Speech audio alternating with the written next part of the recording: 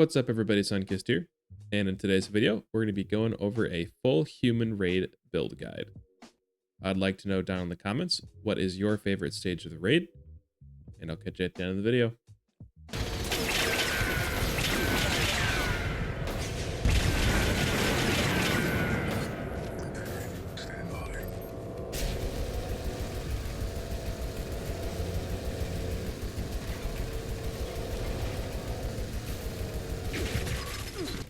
Hey, it's right behind me. I'm moving. So 28 seconds. Quickly covering our mutations. These will be the same across all stages of the raid, but we have Adrenal Reaction, Bird Bones, Eagle Eyes, Egghead, Healing Factor, Herbivore, Herd Mentality, Marsupial, and Speed Demon. Not all of those are completely necessary, but I think that all of those are pretty good all-around mutations for any sort of build, with the exception of melee, because then you'd probably want Twisted Muscles or something like that, but that'll be the mutations. So for our buffs, I do run a Tesla Science 7, since this will buff our Gauss minigun damage, our crit damage. I also run a Big Gun Bobblehead to boost our damage with the Gauss minigun. And I don't have any on me right now, but I also run Blight Soup for extra critical damage. And I also run Psycho Buff. And these buffs are mostly just for the snake. You can only have one magazine active at a time and one bobblehead active at a time. So I just try to keep my buffs centered around fighting the snake, since it's technically the toughest enemy. But that's just what I run for buffs. And one thing to note is these builds, when you switch between them, like I'm carrying everything that I need for this build,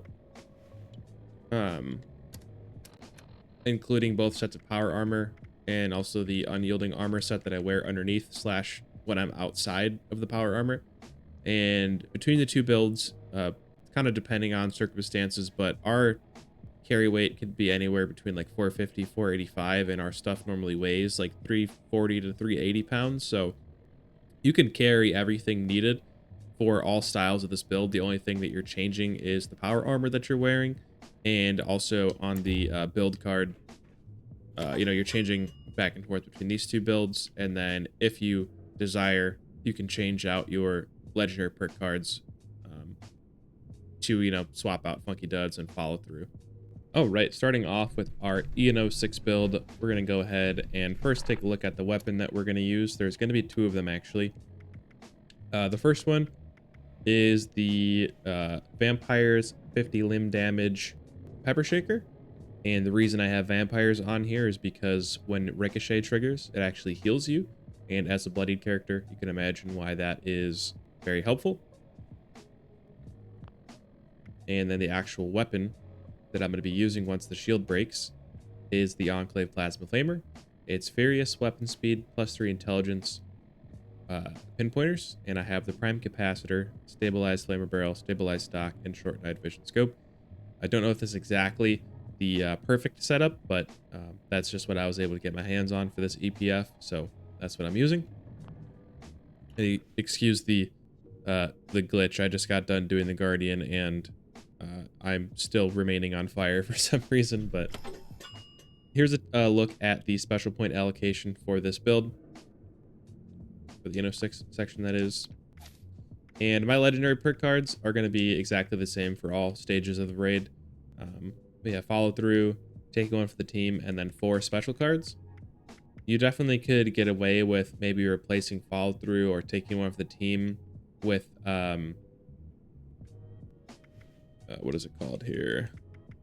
Electric Absorption. If you're having trouble staying alive, that could be a good way to improve your survivability. You will take a little bit of hit to damage, but if you don't want to die all the time, it's a good option.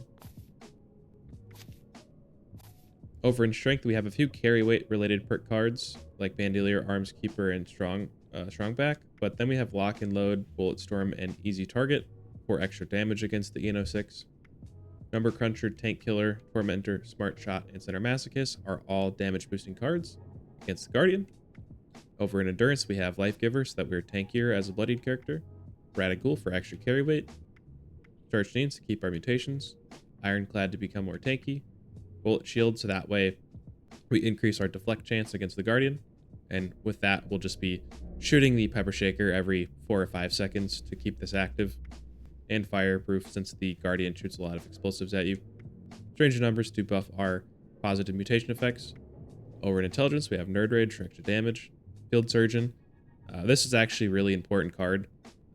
It'll result in you having to spam less stim packs because each stim pack will heal you faster. And Good with Salt will keep our food buffs for longer, and batteries included because we're carrying a bunch of fusion cores and ultracite plasma cores.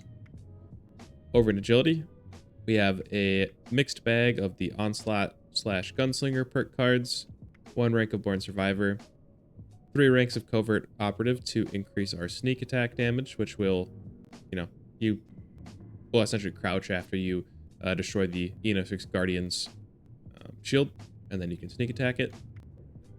And then just 1 rank of Escape Artist.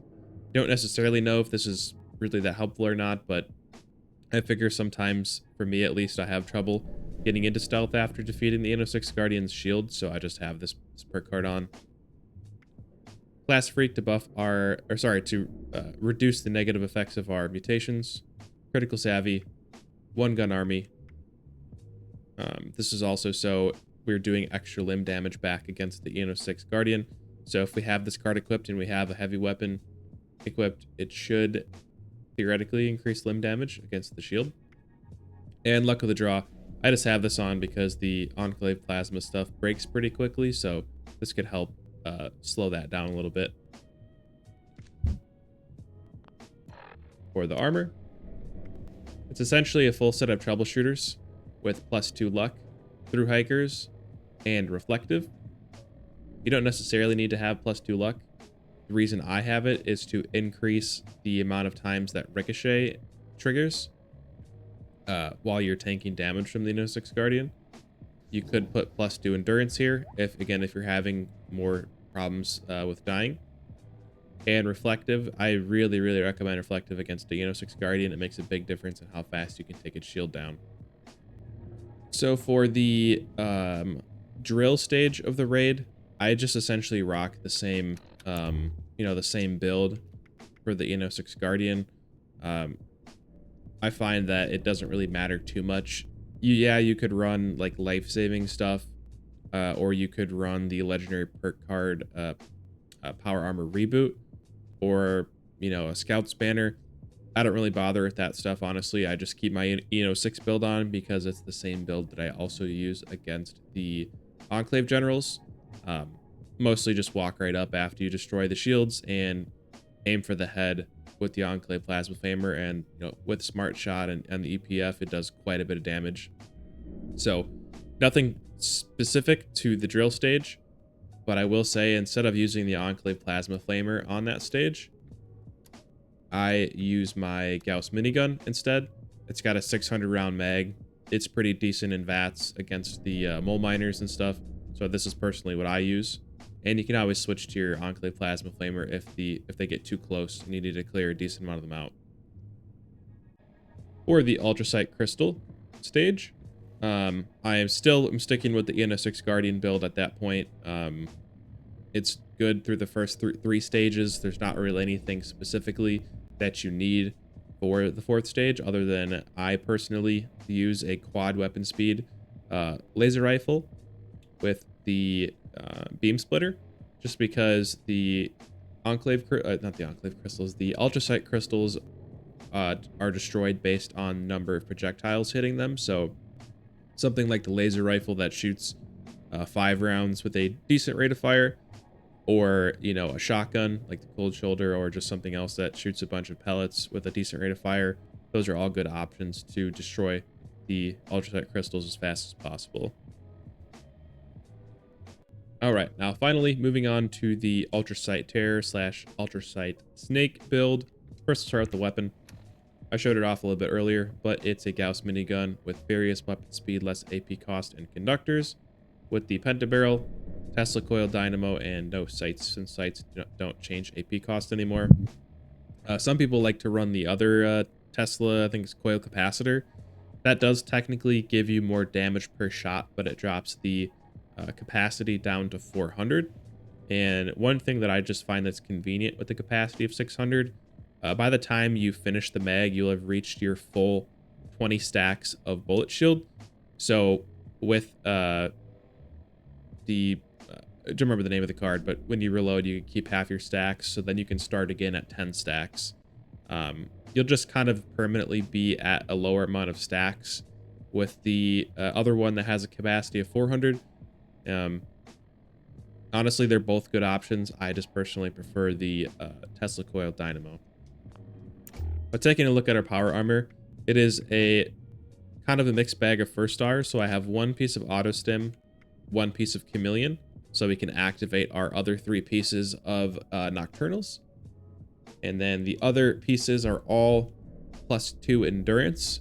So that way we're just a little bit tankier against the snake, and its acid spitting attacks don't just absolutely wreck us.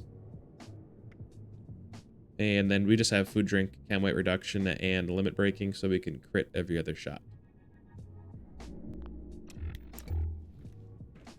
Going over to the actual build itself, let's switch over to here. Here's the special point allocation. Over in the legendary cards, I don't have it equipped currently, but when I face the Ultracite Terror, I will unequip follow through and instead equip Funky Duds, just to help us get some extra poison resist against the Ultracite Terror. But in strength, it's pretty similar to what we have on the EN06, to be honest. A couple carry weight related cards. We have the Bullet Storm related cards here.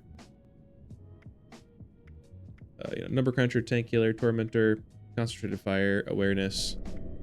Just 2 ranks of Bullet Shield here, just to deflect a little bit of damage from the snake. Nerd Rage for extra damage, Field Surgeon to heal faster, batteries included since all of our weapons are running, energy stuff. First Aid, Power User, Curator, and Good with Salt. And then over Agility, we pretty much just have all the Onslaught slash Gunslinger cards maxed out. 1 rank of Born Survivor so we can hit Stimpaks when we're low health. And 1 rank of Packing Light just to have a little bit better of AP regen so we don't have to spam as many coffees. In luck, we have Class Freak, Critical Savvy, 1 Gun Army, Better Criticals, Ricochet, and 4-Leaf Clover. And that's kind of just rounding out a good VATS heavy build. Thank you so much for watching. I greatly appreciate it. If you enjoyed the video, subscribe and hit the like button to boost this video to a broader audience. Hopefully I'll see you around in some future videos. Have a good one.